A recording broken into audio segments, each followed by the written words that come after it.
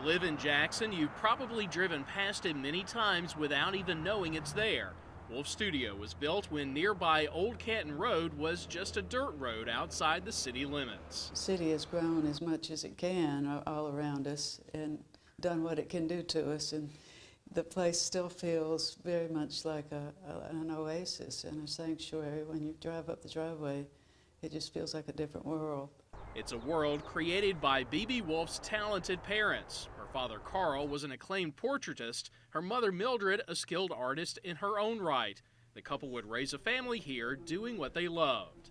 They, were really resourceful people, just determined to make a living at painting. Because a painting could take weeks to finish, the Wolfes began creating other types of art to make ends meet. Ceramics would become the studio's bread and butter. My father had made this little jar with a bird on the lid.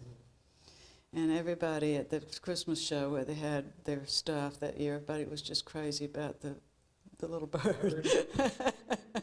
So they got the bright idea of, disposing with the jars and the vessels that they'd been making by hand and making these birds and starting to cast them in molds. See kind of the stages of...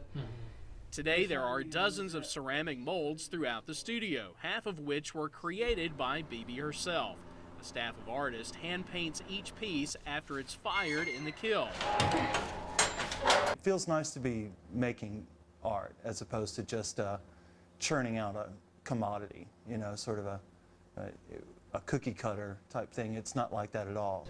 B.B. says she takes pride in the way the birds are painted, the use of color that makes them interesting and popular. A world map posted in the studio shows just how far some have traveled.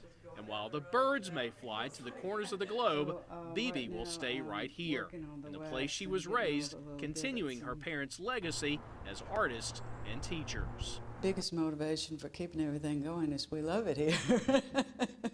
We just really do, and it is so unique.